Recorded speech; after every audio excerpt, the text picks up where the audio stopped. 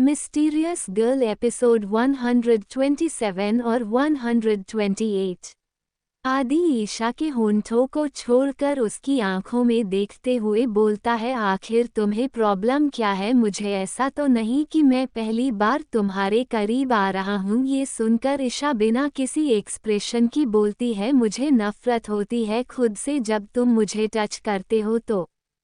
आदि कुछ भी नहीं बोलना, बस ईशा की आंखों में देख रहा था। फिर वह बिना कुछ बोले ईशा के ऊपर से उठ जाता है और उसे रूम से निकल जाता है। ईशा कुछ भी नहीं बोलता, वह बस आदि को उसे रूम से जाते हुए देख रही थी। आदि को जाने के बाद ईश को फिर से बेचैनी होने लगती है। दिशा अपने बेड पर से उठती है और जल्दी जल्दी अपने द्वारा में से एक मेडिसिन निकालकर बहुत सारी एक साथ खाकर जल्दी से पानी पी लेती है और जाकर अपने बेड पर सोने की कोशिश करने लगती है, लेकिन बार बार वह कब इधर पलटी कभी उधर और इसी तरह उसकी आंख बंद हो जाती है।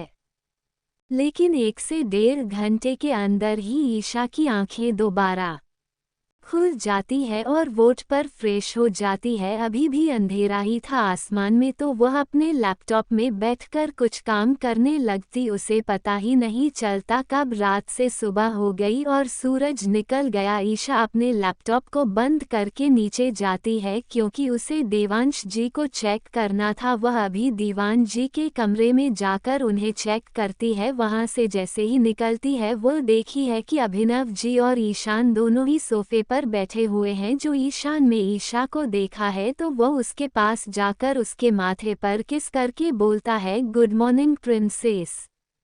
ईशा अपने 2 कदम ईशान से पीछे लेकर बोलती है, मैंने आपको कितनी बार कहा मेरा नाम ईशा है। ईशान कुछ भी नहीं बोलता है। अभिनव जी के बीच देखते हैं तो थोड़ी नाराजगी से ईशा से बोलते हैं, ईशा वह तुम्हारा भाई है और काफी वक्त भारत घर वापस आया है। ईशा कुछ बोलती है उससे पहले ही पीछे से किसी की आवाज आती है, अभिनव अंकल शायद भूल रहे हैं कि ईशा भी काफी वक्त बाद घर वापस आई है।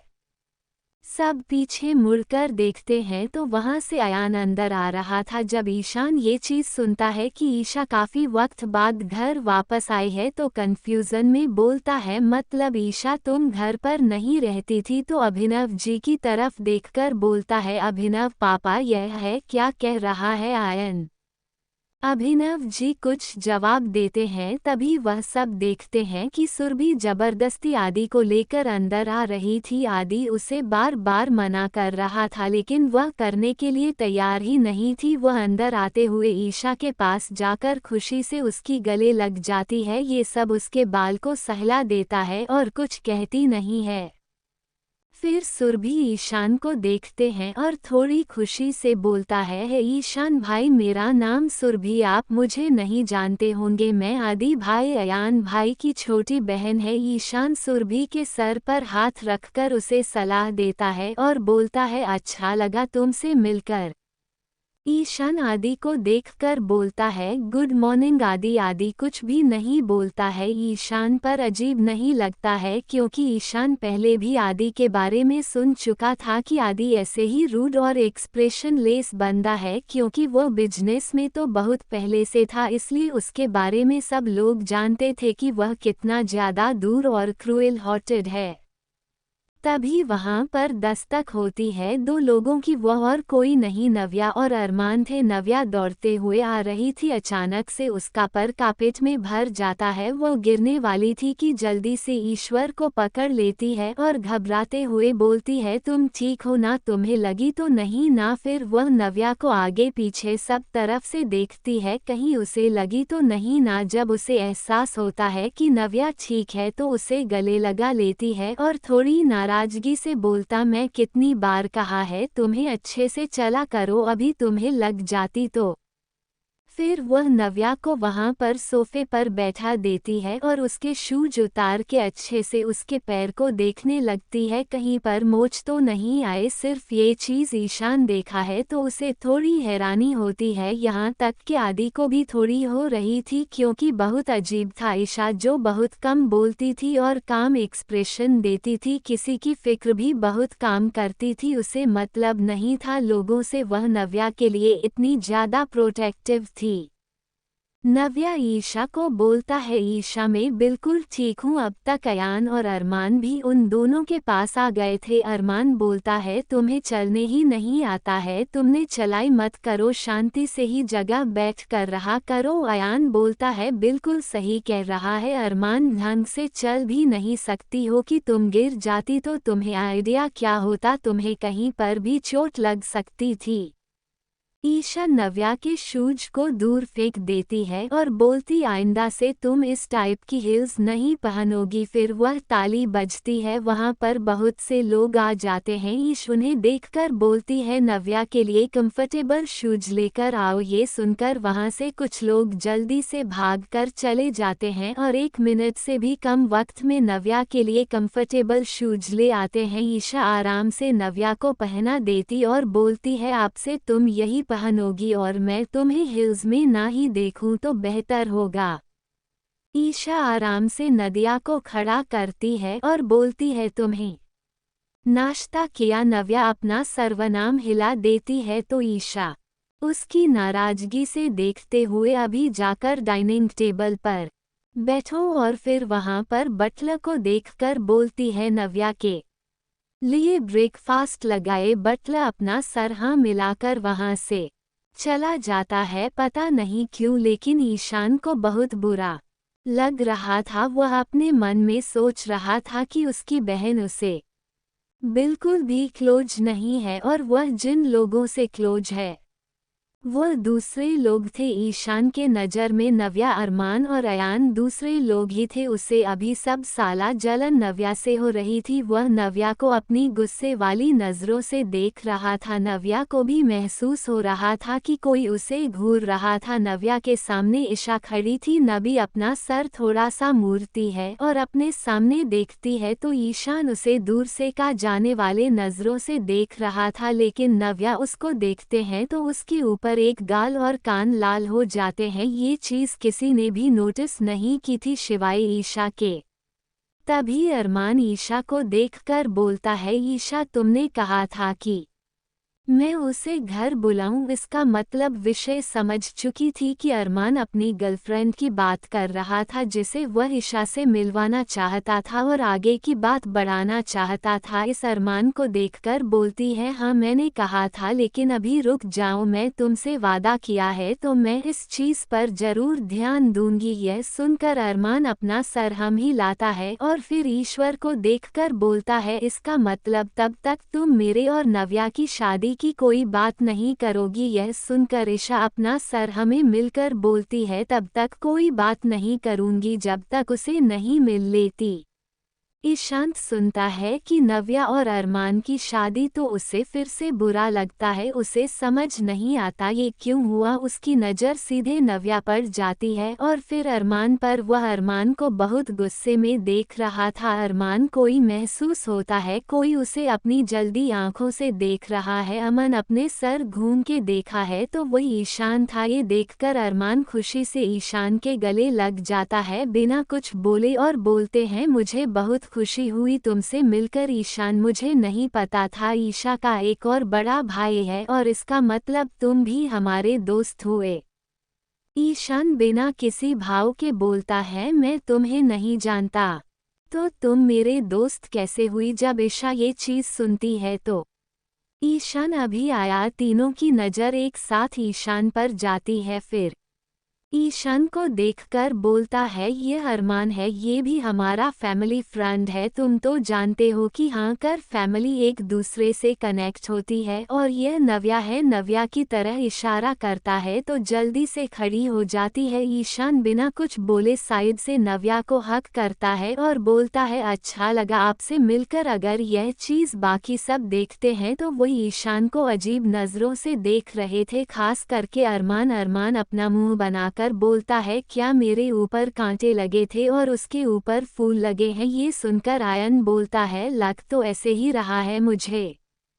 ईशान अरमान को देखकर बोलता है कि इसलिए क्योंकि तुम बिल्कुल फ्लाइट नहीं थे। वहीं नव्या के कान बिल्कुल लाल हो गए थे। नव्या ईशान को देखकर बोलती है, मुझे भी अच्छा लगा आपसे मिलकर। ईशा अपने मन में बोलती है, चलो अच्छा है, मुझे नव्या की फिक्र करने की ज़रूरत नहीं पड़ेगी।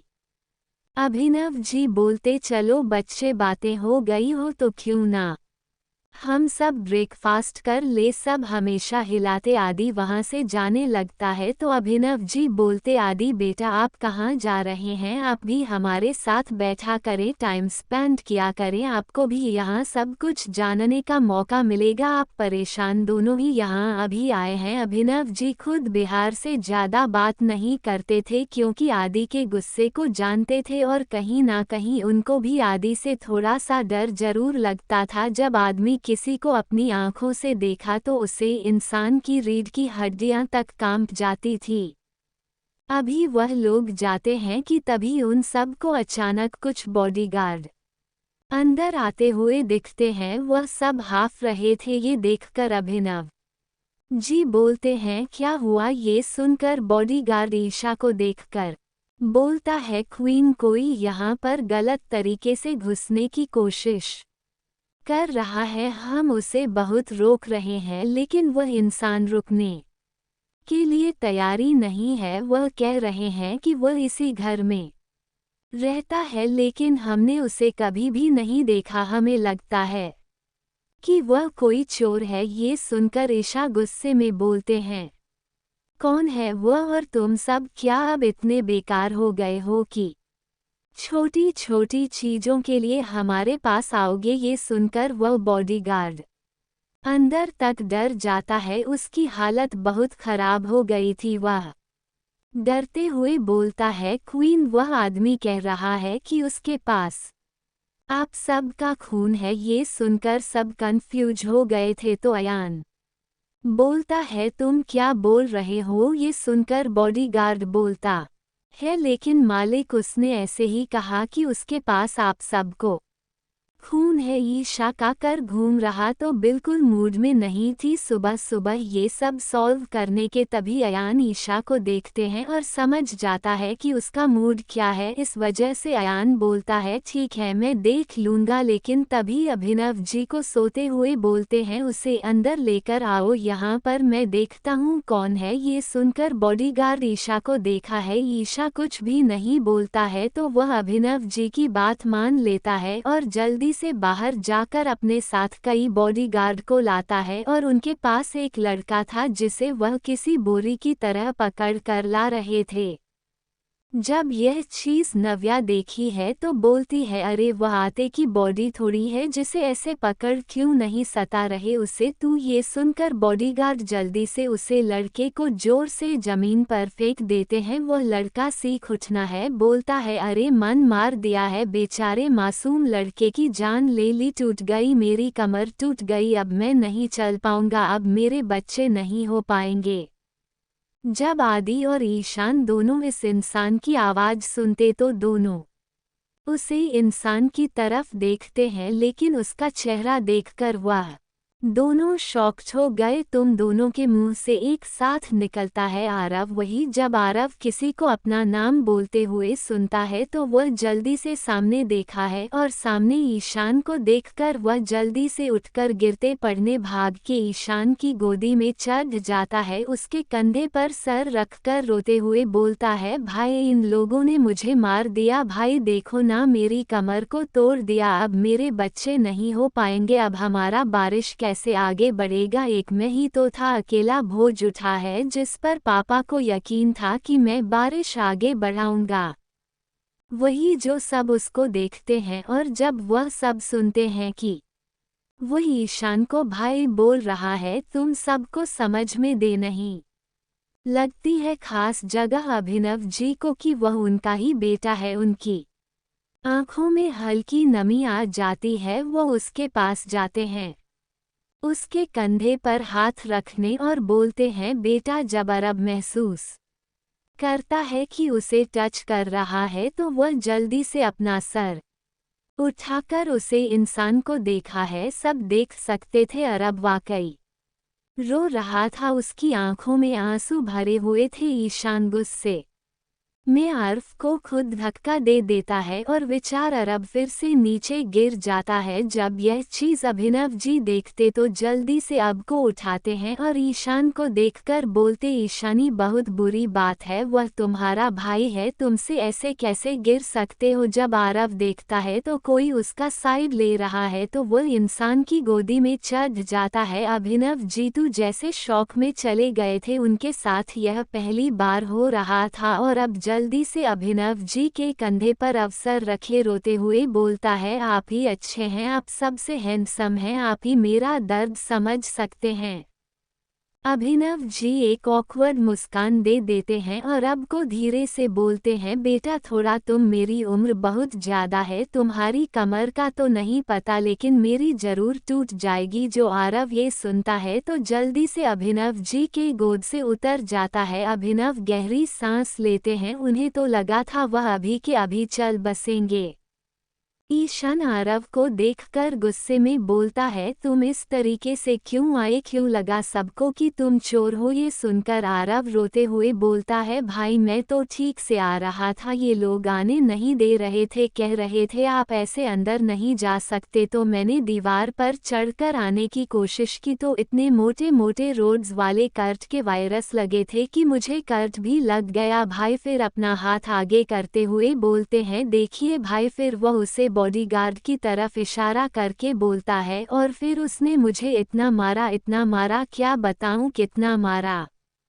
वहीं बाकी सब लोग ईशा को देख रहे थे। ईशा तो जैसे शॉप में चली गई थी, इतनी हैरान कभी नहीं हुई थी और इतनी हैरान थी कि क्या यह उसका भाई है, यकीन ही नहीं कर पा रही थी उसका भाई ऐसा कैसे हो सकता है। वही इंडियन नव्या अरमान अयान आदि सभी को देख रहे थे। सबको ईशा का चेहरा देखकर सच में बहुत हंसी आ रही थी। ईशा का चेहरा ऐसे था जैसे कि किसी बच्चे से कहा गया हो कि तुम्हें 5 दिन तक चॉकलेट नहीं मिलेगी। ईशा फौरन अपने होश में आती है और फिर उसे बॉडीगार्ड को देखकर बोलती है तुम ब्लैक जोन में जा रहे हो और वह भी 6 महीने के लिए। ये सुनकर वह बॉडीगार्ड तो माथे से पसीना गिरने लगता है। फिर ईशा को सोचकर बोलती सिर्फ तुम नहीं तुम्हारी पूरी टीम। ये बॉडीगार्ड ये सुनता है तो वह अपने घुटनों के बल बैठ जाता है और ईशा को देखकर बोलता है क्वीन प्लीज ऐसा मत करिए, हम वहाँ कैसे रहेंगे, प्लीज़ कोई हमें माफ़ कर दीजिए। ये सुनकर ईशा आगे बोलती है 1 साल। ये सुनकर बॉडीगार्ड की तो ऐसी हालत थी कि काटो तो पानी नहीं, आखिर वह सब कैसे करते हो, रोटी नहीं उनकी मालकिन उन्हें ब्लैक जॉन भेज रही थी। जब ईशान ये चीज़ सुनता है तो वह पूछता है ये ब्लैक जॉन क्या है। ये सुनकर अयान बोलता है ब्लैक सोनी कैसी जगह थी जहाँ पर लोगों को बहुत टॉर्चर किया जाता था और उन्हें बहुत ज़्यादा सख्त ट्रेनिंग दी जाती थी, इतनी सख्त ट्रेनिंग कि वह किसी 10 लायन से भी एक साथ लड़ सकते थे। लेकिन वह ट्रेनिंग इतनी हार्ड होती थी कि कई लोग तो ट्रेनिंग के दौरान ही अपनी जान को देते थे और कुछ लोग तो सुसाइड भी कर लेते थे। और जो लोग 100 में से 2 होकर बच के आते हैं तो वह लोग बहुत ताकतवर बन जाते थे। जब आरव ये चीज़ सुनता है तो वह खुशी से ईशा के पास जाकर बोलता है तुम बहुत अच्छी हो, तुमने मेरे लिए उन लोगों को सजा दी, तुम वर्ल्ड की बेस्ट लड़की हो, तुम्हें पता है तुम बहुत खूबसूरत हो, तुमसे ज़्यादा हसीन कोई भी नहीं। है। जब ईशान ये चीज देखता है तो जल्दी से आरव को बोलता है वह तुम्हारी बहन है। जब आरव ये चीज सुनता है तो और खुशी से बोलता है क्या तुम मेरी बहन हो? मेरी बहन बहुत अच्छी है, बहुत सुंदर है। और बिना कुछ बोले ईशा के गले लग जाता है। जब इसे ये चीज महसूस करती है तो उसे अपनी आंखें बंद कर लेती है, पर अपनी मुठिया को बंद लेती है। अयान और आदि दोनों ये चीज देख सकते थे। आदि थोड़े गुस्से में बोलता है उसे दूर हटो। जब आरव किसी की आवाज सुनता है तो घूम कर देखता है और आदि को देखकर और खुशी से बोलना आदि तुम भी यहाँ हो। आरव खुशी से आदि को देखकर बोलता है तुम्हें पता भी हमें तुम्हें कितना ढूंढ रहा था, मुझे तुमसे हुई बात बतानी थी। वह इससे आगे वह कुछ भी बोलना आदि गुस्से में बोलता है एक शब्द भी तुमने कहा मैं तुम्हें कुतुब मीनार से नीचे फेंक दूंगा, उसके बाद तुम्हारी एक भी हड्डियां भी नहीं मिलेगी। यह सुनकर आरिफ की रीढ़ की हड्डी तक आ गई थी। वह जल्दी से शांत हो जाता है और बोलता है तुम इतना गुस्सा क्यों हो रहे हो? ये सुनकर आदि बोलता है बकवास करने की कोशिश भी मत करना। जब ईशा ये सब देखती है तो बहुत अच्छे से समझ चुकी थी कि आरव और आदि का कुछ तो कनेक्शन है, ऐसा जो आरव कहना जरूर चाहता है लेकिन आदि नहीं चाहता कि किसी को पता चले। आगे के एपिसोड के लिए पढ़ते रहें मिस्टीरियस गर्ल।